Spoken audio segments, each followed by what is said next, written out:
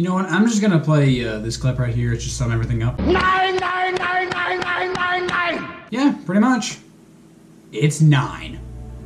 Give this franchise a bit of credit. The fact that it took till the 9th film to finally make a genuinely bad one is kinda commendable.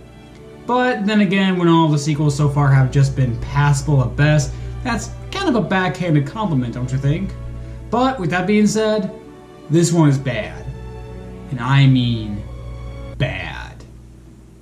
So, let's drown ourselves, shall we? This is episode 9, Journey into Big Water. Cheers, guys. So the movie begins with so many cameos that Zack Snyder would blush at this film, where we then find out that it's been raining nonstop and Littlefoot is tired of it. What if it never stops? Oh, it will, little one. It always does. Though I'm beginning to have my doubts. You're an animal! Like, you live outside constantly, so why give a fuck about it now? But soon the rain stops and we get to see a rainbow. Wow! The sky colors! No, that's a rainbow. You literally have a species of animal called rainbow faces. Or did you forget that? So after the rain stops, Littlefoot decides to finally go and play with his friends, and first stops at Sarah's house, but find that she's busy with something. I could help. Oh, thanks for the offer, Littlefoot, but my daughter and I are fully capable of doing the job ourselves. You know it. Play it from the 3rd movie. If you always react with anger, that's all your son will know. And that's all he'll be able to express to others. Never forget. So we then go see Ducky and Spike, who are unfortunately moving out of their old home because apparently there's too much water. Squishy, squishy, squishy. Squishy, squishy, squishy. Squishy. Squishy, squishy. Squishy. Tell me, guys, is it fucking squishy? Usually when these sequels start off with tedious shit, it ends in about 5 minutes. But we're way past that, and it's still going on. So we then cut to Petrie, who's sick. Yeah, nothing comes about that. He's just sick. And this apparently is such a big problem for Littlefoot that none of his friends want to play with him, that we actually have to have a song about it. It's boring, boring, really truly boring when you have to be alone. We've gotten to that point, folks, where now the tedious shit is so common in this movie that we have to have a song about it. And it's not even at the 8-minute mark, guys. Yay! More tedious shit! Because I wanted more of that fucking shit! But it's just no fun to be the only one. No, it's really, truly, very boring. You thought I was making this shit up. No. They literally need a song to sing about how bored Littlefoot is. Because him just sitting around for 5 seconds isn't enough to clarify that. Oh my god. You know, when the other sequels started off with the tedious shit, it at least ended in about 5 minutes, and then we got onto the story, and that was about it, aside from another brief scene here or there throughout the film. But now we have a whole song about it, which means the first 10 or 15 minutes about this movie is nothing but filler. Tedious filler! God. Almost extraordinary, really, truly, very boring. I'm bored.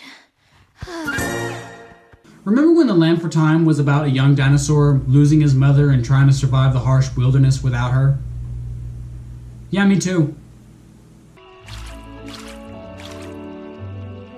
Oh, hey! Hello, Littlefoot. What would you like to do today? I don't know, Littlefoot.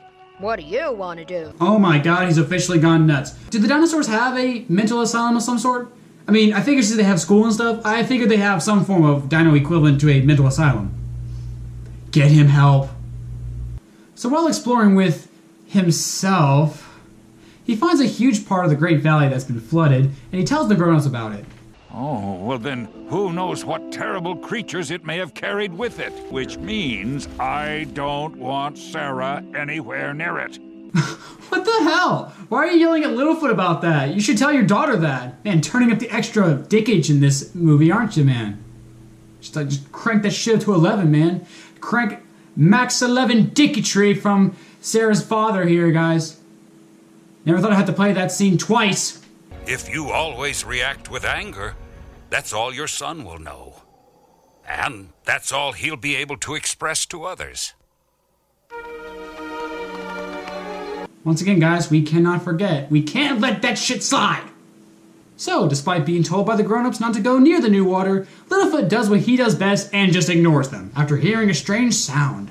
So it turns out that the sound is a fish whose species name is probably very long, complicated, and yet I'm sure someone in the comments will tell me about it anyway, whose name is Mo. Littlefoot and Mo begin to play together. Meanwhile, all of his friends are looking for him. Come on, let's go find Littlefoot. But Sarah, my mama said not to go near the new water. Not go there. It could be dangerous. Yeah, my dad said that too. But like that stopped us before. So Sarah and the others find Littlefoot, and he then tells them about Mo. You guys want to meet him? A new friend? Oh, yes. Yes.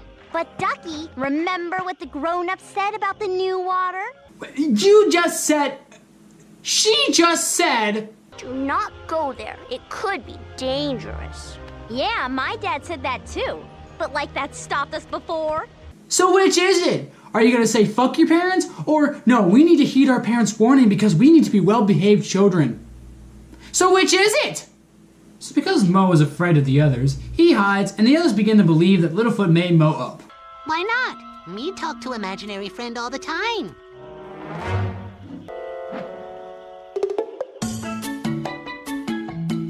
Oh good! Another song! I wonder how pointless this one will be!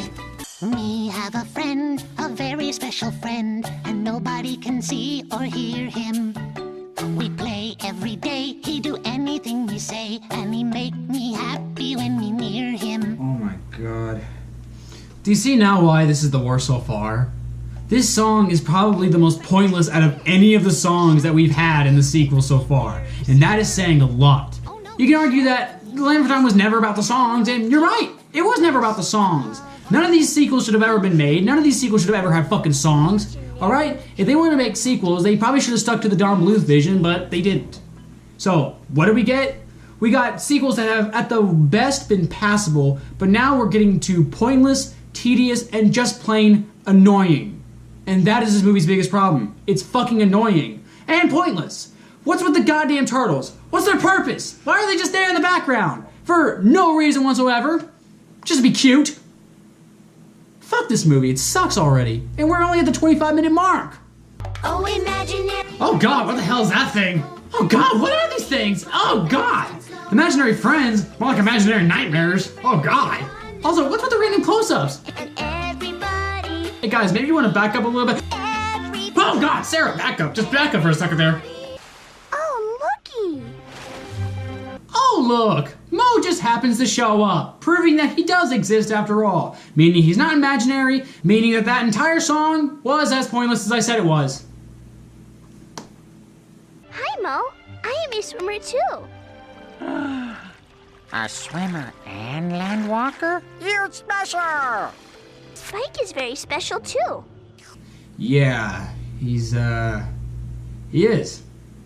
Very, special. So it turns out that Mo was split up from his family, and due to all the rain, the flooding somehow made him end up in the valley. Which sounds very implausible, if not improbable. As in, very unlikely to happen in any situation or time, ever. I'm saying this whole thing is forced. But it turns out that Mo wasn't the only one that got caught up in the floodwaters, as a leopardon also got stuck in the valley. Now they're pushing it. We can't just leave him in the new water with that monster. We've got to help him. Well, if you won't help me, I'm sure the grown-ups will. You can't be serious. Holy shit, they actually went to the parents. I'm genuinely shocked by that. I'm sorry, Littlefoot, but... Littlefoot? Oh, damn it, he's just walking away from us well in front of us now. Grandma, I think at this point it's better we just start off from scratch. What do you say, Grandma? So while trying to figure out a way to help Mo... There's that plot device known as an earthshake. Man, I was beginning to wonder when he would show up in this film. Jesus Christ! This one's actually pretty fucking violent.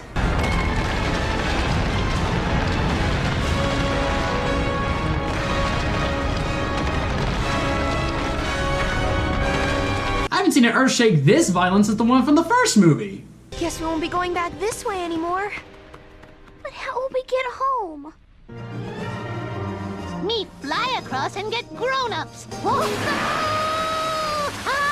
Never mind. Well, good to know that Petrie's a bit of a pussy. You know, because he only tries one time and doesn't want to try again after that. Doesn't want to go over it. Doesn't want to go around it. He's just like, nope, fuck that. No. Fuck all of that. Their tracks lead right in the direction of the new water, which you know can mean only one thing. Littlefoot has led our children into trouble once again. No, Mr. Three-Horn, we don't know anything yet for sure. Come on, man. You know better. If our kids did go back to the new water, I'm sure they're trying to find a way home this very minute. Until then, we must find a way around this land break. Or, and I'm just throwing this out there, maybe Petrie's mom can fly over there? You know?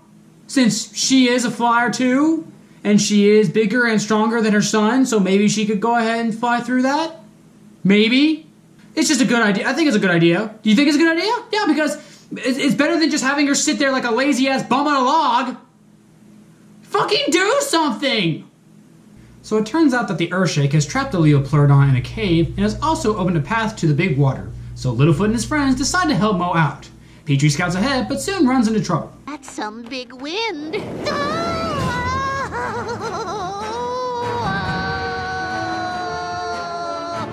Whoa! Got to pull up! Pull up!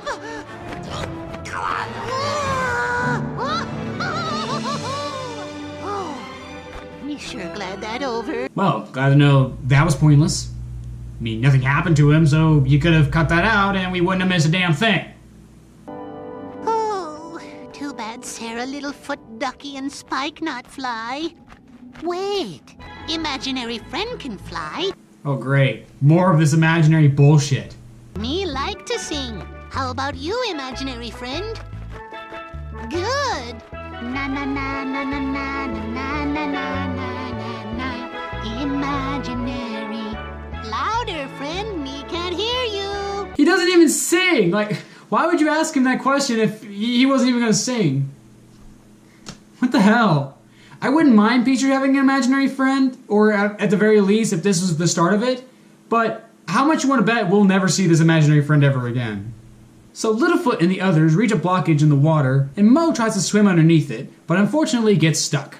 He is stuck to it and I cannot pull him out. No, guys, you are not swimmers. You cannot go down there. Surprise! Wow, Mo, that was kind of a dick move. I don't know if I should commend you on that or tell you to fuck off, you dick. So Littlefoot gets the idea to have Mo jump over the rock and acts as a slide for him. I got him! Whee! Hey, don't you mean yabba dabba doo? You know what? I take it back. That'd be fucking stupid.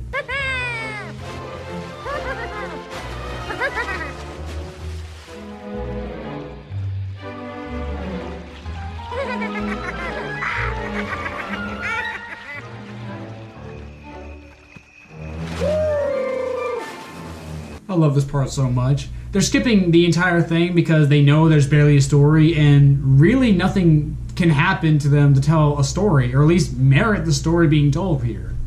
Like, the movie itself admits, yeah, it's boring. In fact, the movie is so boring, it has to sing a song. Not a new song, mind you, but one we heard before.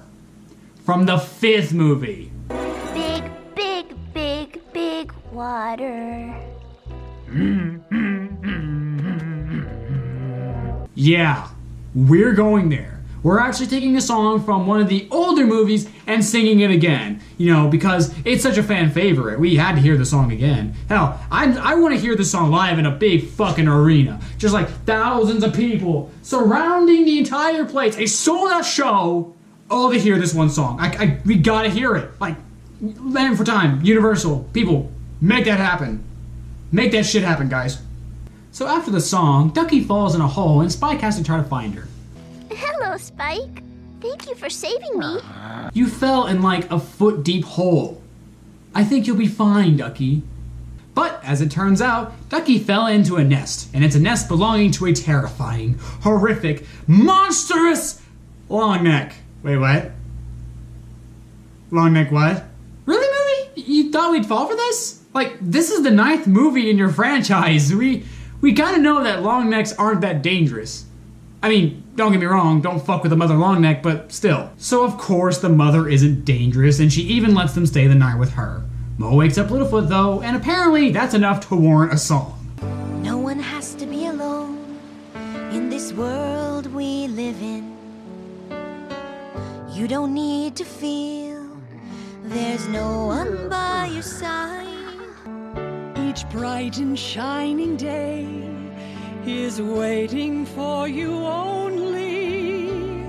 Make this world your own. Remember, no one has to be alone. Okay, not a bad song. In fact, honestly, it's probably one of the better songs in the Land for Time catalog, which, given the other 2 songs this movie's given us, that's saying a lot, and actually worth giving credit for. But I gotta ask the question, who is the song for? Littlefoot? Like, he's the one singing it. He figured it out already. Earlier in the movie, Grandpa Longneck basically told him the message of the film, that nobody has to be alone and you're only as alone as you choose. Not a bad message for kids, but I mean, yeah, Littlefoot doesn't really have an arc in this film. It's bad enough that we have another sequel about Littlefoot, but he doesn't really go through an arc or anything. There's no moment in the movie where he's like, oh, that's the message I was supposed to figure out. No, he just pulls a song right out of his ass for really no reason, other than to have that cheesy love ballad that all of these movies apparently have. So you can argue that, as good as the song is, it's also entirely pointless, like the other 2 songs. This is the first sequel where all the songs were genuinely pointless. All of them. So the next morning comes and they leave the mother Longneck behind, going to show how useful she was, to go along their merry way. They stop and rest at a waterhole where they decide to play around. Whoa, swim ahead. Go see which water path take us to Big Water. Well, nothing could possibly make my day any worse.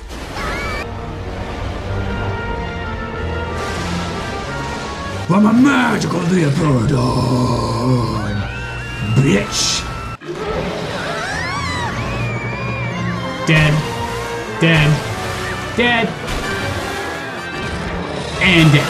But Mo returns and lures the Leopleurodon away in order to save his friends to his supposed death.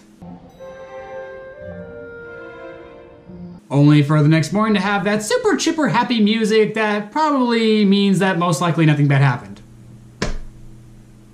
Good choice there, movie. Oh, of course, Mo's okay. And even better, they found the big water. And they found Mo's family. Well, the movie's about to end, so yeah, I guess we gotta wrap everything up somehow. But wait, how will Littlefoot and them get home? Wait. Mo asked Waterkin. Old one's smart. Oh, me get it. Mo sending water signals. How do you know what that is? How do you know what the word signals is? How do you know what they are?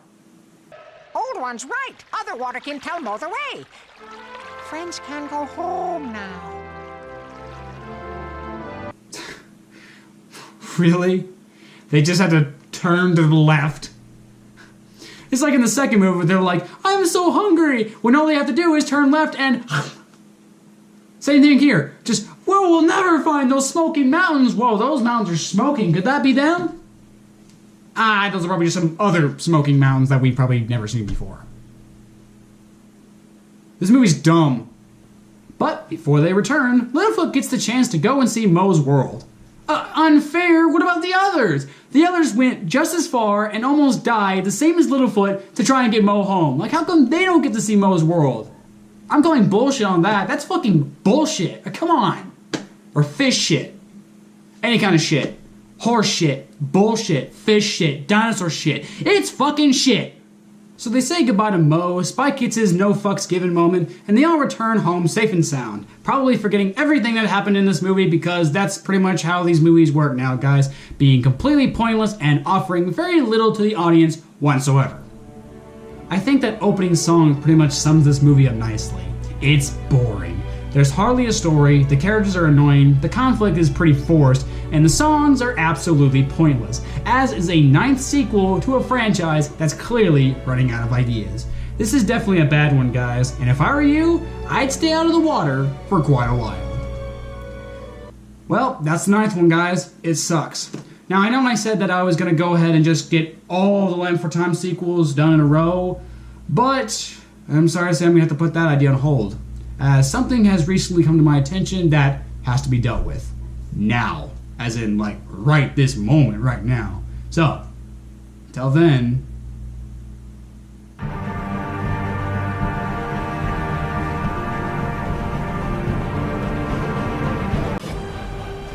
My name is RaisorBlade, and prepare for a war on emojis.